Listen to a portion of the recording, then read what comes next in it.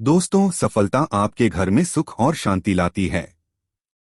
हमेशा मुस्कुराते रहना, संतुष्ट रहना और अच्छा स्वास्थ्य बनाए रखना जीवन में सर्वोत्तम खुशियां प्रदान करता है। यह कहानी जो मैं आज साझा करने जा रहा हूं, वह पूरी दुनिया का ज्ञान समेटे हुए है और सभी चुनौतियों का समाधान प्रस्तुत करती है। इसलिए इस कहानी को अंत तक सुनें। बहुत समय पहले एक छोटे से शहर में एक बहुत अमीर व्यापारी रहता था। उसके पास वह सब कुछ था जो कोई मांग सकता था। उनके जीवन में किसी भी चीज की कमी नहीं थी। इस धनी व्यापारी ने अपने जीवन में महान उपलब्धियां हासिल की। उन्होंने शहर में जहां भी व्यवसाय शुरू किया, सफलता उनके लिए अपरिहार्य थी। उन्हें अपने जीवन में कभी हार का सामना नहीं करना पड़ा और उनका व्यवसाय खूब फल फूल रहा था। उनके पिता ने उन्हें 4 सिद्धांत दिए थे, जिनका उन्होंने लगन से पालन किया। इन्हीं सिद्धांतों के कारण उनका जीवन अपार खुशियों से भर गया। जैसे जैसे समय बीतता गया, धनी व्यापारी बूढ़ा होता गया और उसे एहसास होने लगा कि उसकी मृत्यु निकट आ रही है। वह जानता था कि उसका बेटा काफी मासूम है और उसे दुनिया की समझ नहीं है। उस धनी व्यापारी ने एक पूर्ण जीवन जिया था क्योंकि वह उन सिद्धांतों का पालन करता था जो उसके पिता ने उसे सिखाए थे। इन सिद्धांतों के पालन ने ही उनके जीवन को समृद्ध बनाया। काफी समय बीत गया और धनी व्यापारी काफी बूढ़ा हो गया था। उसे लगने लगा था कि उसकी मृत्यु निकट है और वह जानता था कि उसका बेटा बहुत भोला था और उसे दुनिया की समझ नहीं थी। इसलिए उन्होंने अपने बेटे को अपने पास बुलाया और कहा, बेटा, मैंने अपने पिता से 4 चीजें सीखी हैं और मैंने उन सिद्धांतों को अपने जीवन में शामिल किया है। इन सिद्धांतों का पालन करने के कारण ही मैं इतना सफल हूं और संतुष्ट जीवन जीता हूं, समृद्ध जीवन। मुझे कभी किसी बीमारी का सामना नहीं करना पड़ा, न ही मुझे कभी किसी वित्तीय कठिनाई का सामना करना पड़ा। जैसा कि आप देख सकते हैं, मैं इस शहर का सबसे धनी व्यक्ति हूं। हालांकि मेरे पास जो कुछ है उससे मैं संतुष्ट हूं। मैं खुश हूं, लेकिन मैं चाहता हूं तुम्हें मुझसे आगे निकलना है। अधिक धन कमाओ, पहचान हासिल करो और अपना नाम बनाओ क्योंकि हमारा समय अलग था और आने वाला समय तुम्हारा है। तब धनी व्यापारी ने इन 4 आवश्यक सिद्धांतों को अपने बेटे के साथ साझा किया और उनसे नियमित रूप से इन्हें अपने जीवन में शामिल करने का आग्रह किया। उन्होंने लगन से काम पर जाने, समुदाय के भीतर रिश्तों का एक मजबूत नेटवर्क बनाए रखने, हमेशा मीठे भोजन का आनंद लेने और अपनी पत्नी के साथ मजबूत बंधन बनाए रखने के महत्व पर जोर दिया। अपने बेटे को ये शिक्षाएं बताने के बाद धनी व्यापारी को यह जानकर आश्वस्त महसूस हुआ कि उसका बेटा इन सिद्धांतों का पालन करेगा और एक समृद्ध जीवन जिएगा। कई महीने बीत गए और एक दिन धनी व्यापारी का निधन हो गया। अपने पिता की मृत्यु के बाद बेटे ने यह सुनिश्चित करने के लिए कि वह उन्हें नहीं भूलेगा, इन 4 सिद्धांतों को कागज पर लिख लिया। उन्होंने इन सिद्धांतों को अपने जीवन में लागू करना शुरू कर दिया। जैसा कि उनके पिता ने सलाह दी थी, उन्होंने काम पर जाने और काम से वापस आने के प्रतीक के रूप में अपने घर से अपनी दुकान तक पूरे रास्ते को कवर करते हुए छाया में तंबू लगाए। जब उनसे इस अपरंपरागत प्रथा के बारे में सवाल किया गया तो उन्होंने बस इतना कहा, मेरे पिता ने मुझे ऐसा करने के लिए कहा था।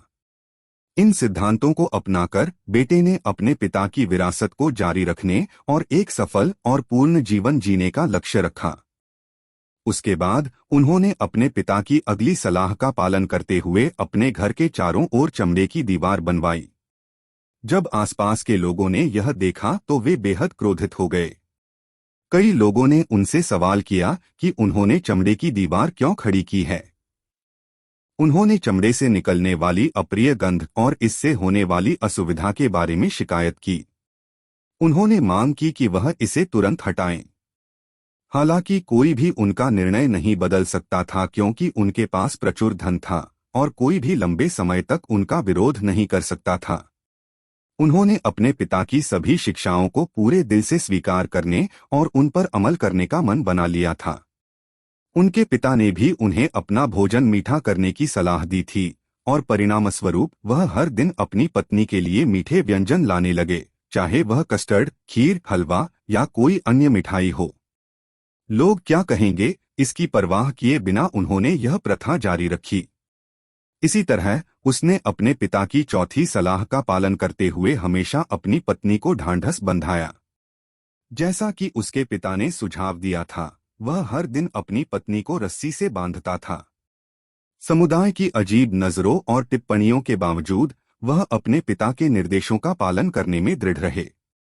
जैसे जैसे समय बीतता गया, धनी व्यापारी के बेटे ने अपने पिता की शिक्षाओं की गलत व्याख्या करना शुरू कर दिया।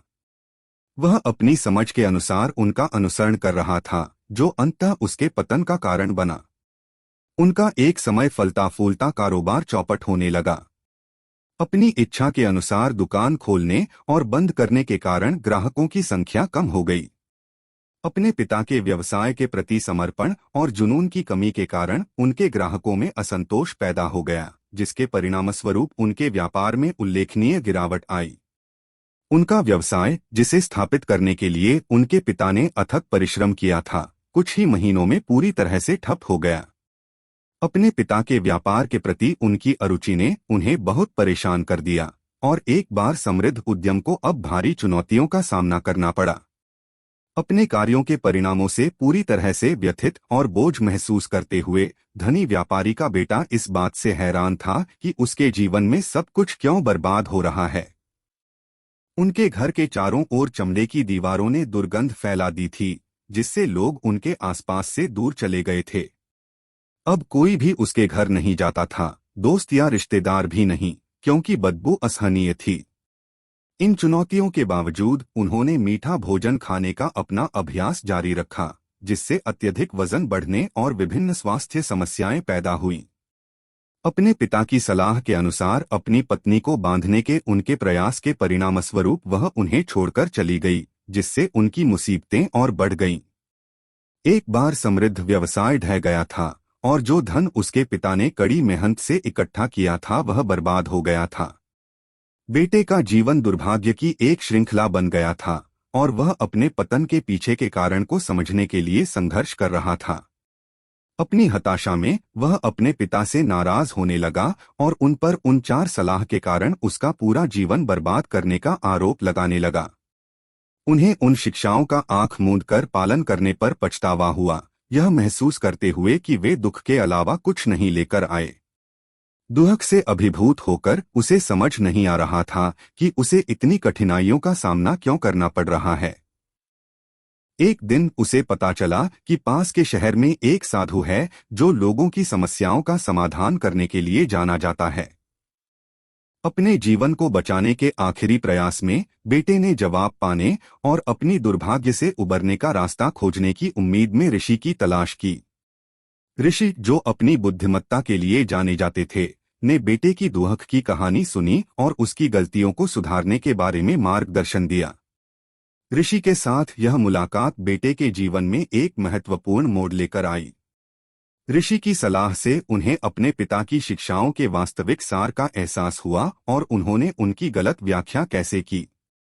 नई स्पष्टता के साथ उन्होंने अपनी त्रुटियों को सुधारने और अपने जीवन का पुनर्निर्माण करने के लिए संतुलन, समझ और बुद्धिमान व्याख्या के महत्व के बारे में मूल्यवान सबक सीखे। कहानी एक अनुस्मारक के रूप में कार्य करती है कि संदर्भ और सार को समझे बिना सलाह का आंख बंद करके पालन करने से विनाशकारी परिणाम हो सकते हैं। यह किसी के जीवन में विवेक और शिक्षाओं के विचारशील अनुप्रयोग के महत्व पर भी प्रकाश डालता है। ऋषि के ज्ञानपूर्ण वचन सुनने के बाद व्यापारी का बेटा बहुत प्रभावित हुआ और पश्चाताप करने लगा। उन्हें अपने पिता की शिक्षाओं के पीछे के गहरे अर्थों का एहसास हुआ और उन्होंने कैसे उनकी गलत व्याख्या की, जिससे उनका जीवन बर्बाद हो गया। ऋषि ने बाकी पहलुओं को समझाना जारी रखा। ऋषि ने सूर्योदय से पहले काम पर जाने और सूर्यास्त के बाद घर लौटने का महत्व समझाया। उन्होंने स्पष्ट किया कि इसका मतलब सूर्योदय से पहले दुकान पर पहुंचना और सूर्यास्त के बाद ही निकलना है। यह सुनिश्चित करना था कि वह अपने व्यवसाय को कुशलतापूर्वक समझने और प्रबंधित करने में अधिक समय व्यतीत करें। हालांकि व्यापारी के बेटे ने इस सलाह को गलत समझा और अपने घर से दुकान तक एक तंबू खड़ा कर लिया, जिससे वह छाया और धूप के बीच स्वतंत्र रूप से घूम सके। इस विकृत व्याख्या के कारण रहने का माहौल अप्रिय हो गया, जिससे पड़ोसियों और दोस्तों ने दूरी बना ली।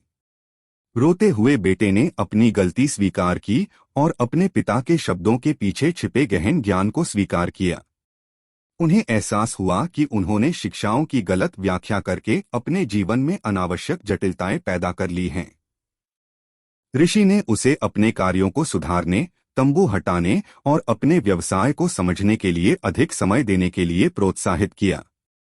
ऋषि ने खाने से पहले भोजन को मीठा बनाने के संबंध में तीसरी सलाह बताई। व्यापारी के बेटे ने इसे गलत समझकर रोजाना मिठाई खाना शुरू कर दिया, जिसके परिणामस्वरूप वजन काफी बढ़ गया और स्वास्थ्य संबंधी समस्याएं होने लगीं। ऋषि ने स्पष्ट किया कि भोजन को मीठा बनाने का मतलब वास्तव में भूख लगने पर भोजन की सराहना करना और उसे महत्व देना है। बिना भूख के मिठाई खाने से प्रतिकूल परिणाम हुए, जैसा कि बेटे ने अनुभव किया। अपनी गलतियों पर विचार करते हुए बेटे ने अपने तरीके में सुधार करने और अपनी पत्नी से ईमानदारी से माफी मांगने का वादा किया। उन्हें समृद्ध और सुखी जीवन के लिए अपने पिता की शिक्षाओं को सही ढंग से लागू करने के महत्व का एहसास हुआ। अंत में ऋषि ने अपनी पत्नी को हमेशा बांधकर रखने के पीछे के रूपक अर्थ को समझाया। यह शारीरिक संयम के बारे में नहीं था, बल्कि असहमति के दौरान वफादारी और समर्थन का प्रतीक था। इसे समझते हुए बेटे ने चुनौतीपूर्ण समय के दौरान अपनी पत्नी का साथ कभी न छोड़ने और सौहार्दपूर्ण रिश्ते की दिशा में काम करने की कसम खाई।